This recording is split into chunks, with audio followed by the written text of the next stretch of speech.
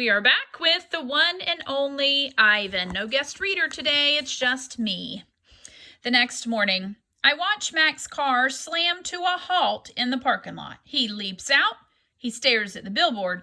His jaw is open. He doesn't move for a long time. That makes me wonder if they did put that other sign up on the billboard without his permission. Mad human. A mad gorilla is loud, but a mad human can be loud too, especially when he is throwing chairs and turning over tables and breaking the cotton candy machine. Phone call. Mac is kicking a trash can across the food court when the phone rings. He answers it red-faced and sweating. "What the?" he demands. He glares at me. "I don't know what you're," he starts to say, but then he stops to listen. "Who? Julia who?" he asks. "Oh, sure, George's kid. She's the one who called you?" More talking. With the phone to his ear, Mac comes closer to my cage, eyeing me suspiciously. Yeah, he says. "He paints?" "Sure. We've been selling his art for quite a while now." There's another long pause. "Yeah, absolutely. It was my idea." Mac nods. A smile starts at the corners of his mouth. "Photos? No problem. You want to see him in action? Come on down, have a look. We're open 365 days a year. Can't miss us. We're right off I-95. Mac picks up the overturned trash can. "Yeah, I think he'll be adding more pictures. It's what do you call it? A work in progress." When the call is done, Mac shakes his head. "Impossible," he says. An hour later, a man with a camera comes to take my picture. He's from the local paper, the one Julia called. "How about you take one of me with the elephant?" Mac suggests. He drapes his arm around Ruby's back, grinning as the camera clicks. "Perfect," the man says. "Perfect," Mac agrees. Seems like Mac has had a little change of his attitude. A star again. A photo of my billboard is in the newspaper. Mac tapes the story onto my window. Each day, more curious people arrive. They park in front of the billboard. They point and shake their heads. They take photos. Then they come into the mall and buy my paintings. While visitors watch, I dip my hands in fresh buckets of paint. I make pictures for the gift shop and pictures to add to the billboard. Trees with birds, a newborn elephant with glittering black eyes, a squirrel, a bluebird, a worm. I even paint Bob, so he can be on the billboard too. I can tell he likes the picture, although he says I didn't quite capture his distinguished nose. Every afternoon, Mac and George add my new pictures to the billboard. People slow their cars while they work. Drivers honk and wave. My gift shop pictures now cost $65 with a frame. The Ape Artist. I have new names. People call me the Ape Artist, the Primate Picasso. I have visitors from morning till night, and so does Ruby. But nothing's changed for her. Every day at 2, 4, and 7, Ruby plods through the sawdust with Snickers on her back. Every night she has bad dreams. "Bob," I say after I've soothed Ruby to sleep with a story, "my idea isn't working." Bob opens one eye. "Be patient." "I'm tired of being patient," I say.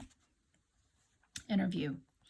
This evening, a man and woman come to interview Mac and also George and Julia. The man has a large and heavy camera perched on his shoulder. He films me as I make my pictures. He films Ruby in her cage with her foot roped to the bolt in the floor. "Mind if I take a look around?" he asks. Mac waves a hand. "Be my guest." While Mac and the woman talk, the cameraman walks through the mall. He pans his camera right and left, up and down.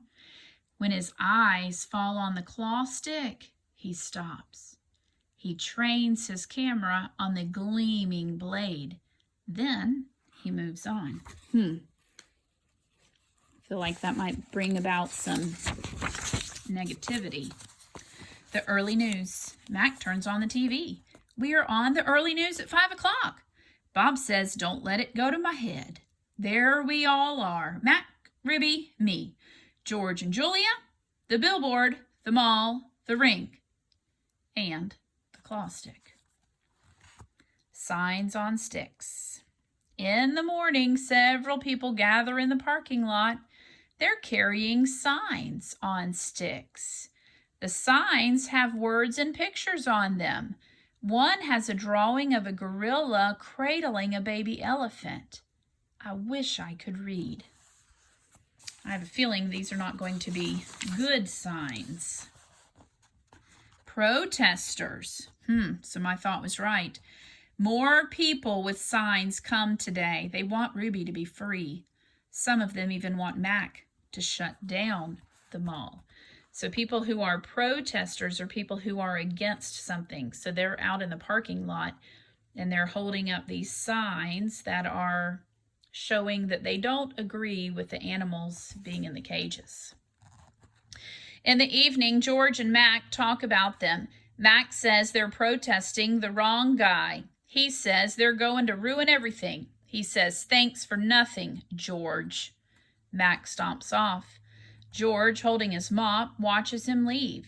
He rubs his eyes. He looks worried. Dad, Julia says, looking up from her homework. You know what my favorite sign was? George asks, which one? The one that said, elephants are people too.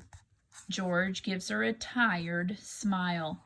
He goes back to work. His mop moves across the empty food court like a giant brush, painting a picture no one will ever see. Check marks. A tall man with a clipboard and pencil comes to visit. He says he is here to inspect the property. He doesn't say much more, but he makes many check marks on his paper. He looks at my floor. Check. He examines Ruby's hay. Check. He eyes our water bowls. Check. Mac watches him, scowling. Bob is outside, hiding near the dumpster. He does not want to be a check mark. Free Ruby. Every day there are more protesters and cameras with bright lights. Sometimes the people carrying signs shout, Free Ruby, Free Ruby. Ivan, Ruby asks, why are those people yelling my name? Are they mad at me? They're mad, I say, but not at you. A week later, the inspecting man comes back with a friend, a woman with smart, dark eyes like my mother's. She has a white coat on, and she smells like lobelia blossoms. Her hair is thick and brown, the color of a rotten branch teeming with luscious ants. That's probably a good description coming from a gorilla. She watches me for a long time. Then she watches Ruby. She talks to the man. They both talk to Mac. The man gives Mac a sheet of paper. Mac covers his face. He goes to his office and slams the door. New box. Something strange is happening. The white-coated woman is back with other humans. They place a large box in the center of the ring. It's Ruby-sized. And suddenly I know why the woman is here. She's here to take Ruby away. Training. The woman leads Ruby to the box. She places an apple inside. Good girl, Ruby, she says kindly. Don't be afraid. Ruby inspects the box with her trunk. The woman makes a clicking sound with a little piece of metal she's holding in her hand.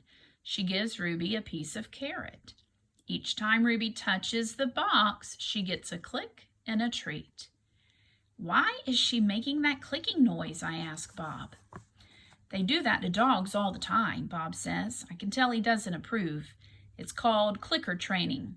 They want Ruby to associate the noise with a treat. When she does something they want, they make that noise. Great job, Ruby, the woman says. You're a quick study. After many clicks and carrots, she takes Ruby back to her cage. Why is that lady giving me carrots when I touch the box? Ruby asks me. I think she wants you to go inside, I explain. But there's nothing inside, Ruby says, except an apple. Inside that box, I say, is the way out. Ruby tilts her head. I don't get it. See the picture of the red giraffe on the box? I think the lady is from the zoo, Ruby. I think she's getting ready to take you there. I wait for Ruby to trumpet with joy, but instead, she just stares at the box in silence. I'm not sure you understand. That box might be taking you to a place where there are other elephants, I say. A place with more room and humans who care about you. But even as I say these words, I remember with a shudder the last box I was in. I don't want a zoo, Ruby says. I want you and Bob and Julia. This is my home. No, Ruby, I say. This is your prison. Poking and prodding. The lady comes again. She brings an animal doctor with an awful smell and a dangerous-looking bag. He spends an hour with Ruby, poking and prodding. He looks at her eyes, her feet, her trunk. When he's done with Ruby, he enters my cage. I wish I could hide under Knot Tag, like Bob. Instead, I do a nice, loud chest beat, and after a moment, the doctor retreats. We're going to need to put this one under, he says. I'm not quite sure what he means, but I strut around my cage feeling victorious anyway. No painting. No one asks me to paint today. No one asks Ruby to perform. There are no shows. No visitors, unless you count the protesters. Mac stays in his office all day. More boxes. I wake up from a long morning nap. Bob is on my belly, but he isn't asleep. He's watching the ring where 4 men are placing a large metal box. It's me-sized. What's that? I ask, still blurry from sleep. Bob nuzzles my chin. I believe that box is for you, my friend. I'm not sure what he means. Me? They brought in a bunch of boxes while you were sleeping. Looks to me like they're taking the whole lot of you, he says casually, licking a paw. Even Thelma. Taking? I repeat. Taking us where? Well, some to the zoo, probably. Others to an animal shelter where humans will try to find them homes.